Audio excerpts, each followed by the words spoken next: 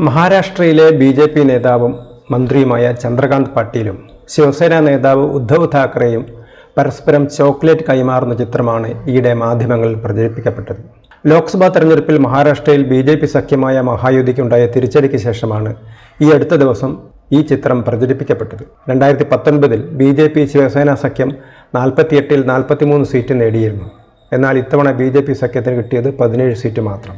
2019 ലോക്സഭാ തെരഞ്ഞെടുപ്പ് കഴിഞ്ഞതോടെ 2019 നടന്ന നിയമസഭാ തെരഞ്ഞെടുപ്പിൽ ഒരുമിച്ചാണ് മത്സരിച്ചതെങ്കിലും ശിവസേന ബി.ജെ.പി. വിട്ട് കോൺഗ്രസും എൻ.സി.പിയുമായി ചേർന്ന് മന്ത്രിസഭയുണ്ടാക്കുകയായിരുന്നു. എന്നാൽ പിന്നീട് ശിവസേനയിലെ ഒരു വിഭാഗവുമായി ചേർന്ന് ബി.ജെ.പി. മന്ത്രിസഭയുണ്ടാക്കി. തുടർന്ന് എൻ.സി.പിയിലെ ഒരു വിഭാഗവും ബി.ജെ.പിയുടെ കൂടെ ചേർന്നു. ഇപ്പോൾ സംസ്ഥാനത്തെ മന്ത്രി കൂടിയായ ബി.ജെ.പി. നേതാവ് ചന്ദ്രകാന്ത് പാട്ടീൽ ഉദ്ധവ് ശിവസേനയുമായി നടത്തിയ സൗഹൃദ സംഭാഷണമാണ് എല്ലാവരും ഉറ്റുനോക്കുന്നത്. ഇതേക്കുറിച്ച് ചന്ദ്രകാന്ത് പാട്ടീൽ നടത്തിയ പ്രതികരണമാണ് എല്ലാവരെയും ചിന്തിപ്പിക്കുന്നതും. അദ്ദേഹം ഒരു കഥയാണ് പറഞ്ഞത്. ഒരിക്കലും ഒരു വീട്ടിൽ കുറേ സഹോദരങ്ങൾ ഒരുമിച്ച് സൗഹൃദത്തോടെ താമസിച്ചിരുന്നു. എന്തോ കാരണത്താൽ അവർ താമസം വേർപിരിഞ്ഞു. എന്നാൽ അതിൻ്റെ അർത്ഥം അവർ തമ്മിൽ സ്നേഹമില്ലാതായി എന്നല്ല. മഹാരാഷ്ട്ര നിയമസഭാ സമ്മേളനം നടക്കുമ്പോൾ ശിവസേന ഉദ്ധവ് വിഭാഗത്തിന് നിയമസഭയിൽ അനുവദിച്ചിരിക്കുന്ന ചേംബറിലേക്കാണ് മന്ത്രി ചന്ദ്രകാന്ത് പാട്ടീൽ ചോക്ലേറ്റുമായി ചെന്നത്. ഉദ്ധവ് താക്കറയുടെ കൂടെ ശിവസേന നേതാക്കളായ അംബാദാസ് ഡാൻവെയും അനിൽ പരാബും ഉണ്ടായിരുന്നു. ചോക്ലേറ്റുമായാണ് ചന്ദ്രകാന്ത് പാട്ടീൽ പോയത്. സൗഹൃദത്തിന് നന്ദി പ്രകടിപ്പിച്ച ഉദ്ധവും ശിവസേന നേതാക്കളും ചന്ദ്രകാന്ത് പാട്ടീലിനെ തിരിച്ച് മധുരവും നൽകി.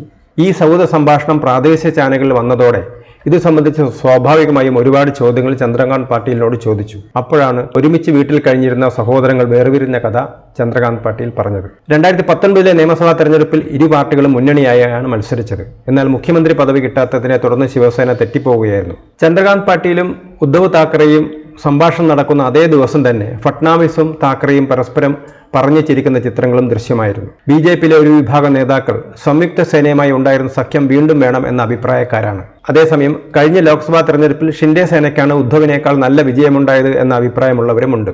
15 സീറ്റിൽ മത്സരിച്ച ഷിൻഡെ സേന 7 സീറ്റ് നേടിയപ്പോൾ 21 സീറ്റിൽ മത്സരിച്ച ഉദ്ധവ് സേനയ്ക്ക് 9 സീറ്റ് മാത്രമാണ് കിട്ടിയത്. മുൻകാല ചരിത്രം വെച്ച് നോക്കിയാൽ ഉദ്ധവുമായി സഖ്യമുണ്ടാക്കുന്നത് ഗുണകരമാകില്ലെന്ന വാദമാണ് ബി.ജെ.പിയിലെ ഒരു വിഭാഗം നേതാക്കൾ ഉയർത്തുന്നത്. സഖ്യം വന്നാൽ ഉദ്ധവിന് വലിയേട്ടനാകാനുള്ള ആഗ്രഹമുണ്ട്. അത് ബി.ജെ.പി. അനുവദിച്ചു കൊടുക്കാനിടയില്ല. അതേപോലെ തന്നെ ഉദ്ധവിനെ തള്ളിപ്പറഞ്ഞ് ബി.ജെ.പിയുടെ കൂടെ വന്ന ഷിൻഡെയെ തള്ളിപ്പറയാനും ബി.ജെ.പി. തയ്യാറല്ല. എന്നാൽ രാഷ്ട്രീയത്തിൽ എന്തും സംഭവിക്കാം. മഹാരാഷ്ട്ര നിയമസഭാ തെരഞ്ഞെടുപ്പ് അടുത്തിരിക്കെ എന്താണ് നടക്കാൻ പോകുന്നത് നമുക്ക് കാത്തിരുന്ന് കാണാം.